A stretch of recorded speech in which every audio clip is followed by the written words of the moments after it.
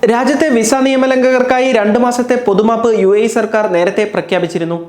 ഇപ്പോഴിതാ പൊതുമാപ്പുമായി ബന്ധപ്പെട്ട നിബന്ധനകളും നിർദ്ദേശങ്ങളും പുറത്തുവിട്ടിരിക്കുകയാണ് ഫെഡറൽ അതോറിറ്റി ഫോർ ICP.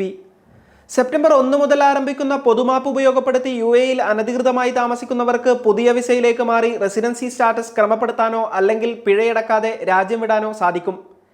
ഇനി പൊതുമാപ്പിന്റെ നിബന്ധനകൾ എന്തൊക്കെയാണെന്ന് വിശദമായി നോക്കാം.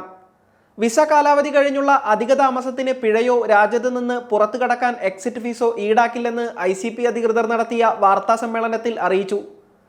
പൊതുമാപ്പിലൂടെ രാജ്യം വിടുന്നവർക്ക് UAEയിലേക്ക് തിരിച്ചു വരാൻ പ്രവേശന വിലക്ക് ഉണ്ടായിരിക്കില്ല. മറ്റൊരു സാധുവായ വിസയിൽ അവർക്ക് എപ്പോൾ വേണമെങ്കിലും UAEയിലേക്ക് മടങ്ങാം. ടൂറിസ്റ്റ് വിസകളും കാലഹരണപ്പെട്ട റെസിഡൻസി വിസകളും ഉൾപ്പെടെ എല്ലാത്തരം വിസകളും പൊതുമാപ്പ് പദ്ധതിയിൽ ഉൾപ്പെടുമെന്നും അധികൃതർ അറിയിച്ചു.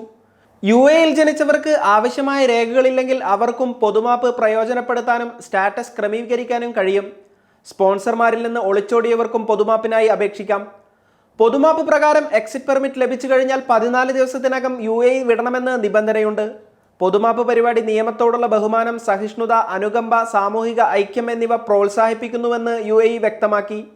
വിസ താമസ നിയമലംഘകർക്ക് ലളിതവും എളുപ്പമുള്ളതുമായ നടപടിക്രമങ്ങളിലൂടെ അവരുടെ സ്റ്റാറ്റസ് ക്രമീകരിക്കാൻ പരിപാടിയിലൂടെ അവസരം നൽകുന്നു. അവരുടെ അവകാശങ്ങൾ നേടിയെടുക്കാനും സുരക്ഷിതമായി പുറത്തു കടക്കാനും അല്ലെങ്കിൽ നിയമാനുസൃതമായി രാജ്യത്ത് ജീവിക്കാനും ജോലി ചെയ്യാനും ഇത് അവരെ പ്രാപ്തരാക്കുന്നു. ആർക്കൊക്കെ പൊതുമാപ്പിന് അപേക്ഷിക്കാൻ കഴിയുമെന്ന കാര്യം വിശദമായി നോക്കാം. Tourist visa, visit visa, residency visa ഉൾപ്പെടെയുള്ള താമസ നിയമലംഘനങ്ങൾ നടത്തിയവർക്ക് അപേക്ഷിക്കാം. UAE റെസിഡൻസി വിസയുടെ കാലാവധി കഴിഞ്ഞവർക്കും സ്പോൺസർമാരിൽ നിന്ന് ഒളിച്ചോടിയവർക്കും അപേക്ഷിക്കാം. വിദേശികളുടെ UAEയിൽ ജനിച്ച മക്കൾക്ക് ജനന തീയതി മുതൽ 4 മാസത്തിനുള്ളിൽ റെസിഡൻസി രജിസ്റ്റർ ചെയ്തിട്ടില്ലെങ്കിൽ അവർക്കും പൊതുമാപ്പിന് അപേക്ഷിക്കാം. അതേസമയം അനധികൃതമായി രാജ്യത്ത് പ്രവേശിച്ചവർക്ക് പൊതുമാപ്പിന് അപേക്ഷിക്കാൻ അർഹതയില്ലെന്നും അധികൃതർ വ്യക്തമാക്കി. 2024 സെപ്റ്റംബർ 1 ശേഷമുള്ള റെസിഡൻസി വിസ ലംഘകർക്കും പൊതുമാപ്പിന് അപേക്ഷിക്കാൻ അനുവാദമില്ല. UAEയിലോ ഏതെങ്കിലും GCC രാജ്യത്തിലോ നാടുകടത്തൽ കേസുള്ളവർക്കും സെപ്റ്റംബർ 1 ശേഷം ഒളിവിൽ കഴിയുന്നവർക്കും പൊതുമാപ്പിന് അപേക്ഷിക്കാനാകില്ലെന്നും അധികൃതർ അറിയിച്ചു. പൊതുമാപ്പ് ഉപയോഗപ്പെടുത്തുന്നവർക്ക് ഒരു വിധത്തിലുള്ള പിഴകളും ഉണ്ടാകില്ല. ഓവർ സ്റ്റേ ഫൈനോ റെസിഡൻസിയും ടൂറിസ്റ്റ് വിസയും ക്യാൻസൽ ചെയ്യുമ്പോഴുള്ള ഫൈനോ ഈടാക്കില്ല. നിയമപരമായി UAE വിടാൻ ആഗ്രഹിക്കുന്നവർക്ക് എക്സിറ്റ് ഫീസ് ഉണ്ടാകില്ല. തങ്ങളുടെ റെസിഡൻസി സ്റ്റാറ്റസ് പരിഷ്കരിക്കാൻ ആഗ്രഹിക്കുന്നവർക്കും പിഴയില്ല. നിയമവിരുദ്ധമായി രാജ്യത്ത് തുടർന്നതിൻ്റെ ഫലമായുണ്ടാകുന്ന ഭരണപരമായ പിഴയും ഈടാക്കില്ല. കാലഹരണപ്പെട്ട UAE ദേശീയ IDയുമായി ബന്ധപ്പെട്ട പിഴകളോ തൊഴിൽ കരാർ നൽകാത്തതോ തൊഴിൽ കരാർ പുതുക്കാത്തതോ സംബന്ധിച്ച പിഴകളോ ഉണ്ടാകില്ല. ഓരോ എമിറേറ്റിനും വ്യത്യസ്ത കേന്ദ്രങ്ങളിലാണ് പൊതുമാപ്പിന് അപേക്ഷ നൽകേണ്ടത്. ദുബായിൽ എല്ലാ ആമിർ സെന്ററുകളിലും പൊതുമാപ്പ് സേവനങ്ങൾ ലഭിക്കും.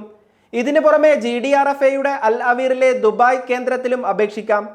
അബുദാബിയിൽ അൽ ദഫ്ര, സുവൈഹാൻ, അൽ മക്ക, അൽ ഷഹാമ എന്നിവിടങ്ങളിലാണ് ICP കേന്ദ്രങ്ങൾ. സേവന കേന്ദ്രങ്ങൾ രാവിലെ 7 മുതൽ രാത്രി 8 വരെ തുറന്നിരിക്കും. അവിടെ ബയോമെട്രിക് വിരലടയാളം രേഖപ്പെടുത്തും.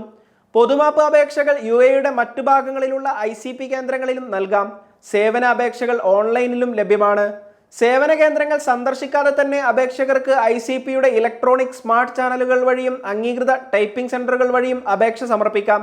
ബയോമെട്രിക് വിരലടയാളത്തിന് മാത്രം ഇവർ സേവന കേന്ദ്രങ്ങളിൽ ഹാജരായാൽ മതിയാകും.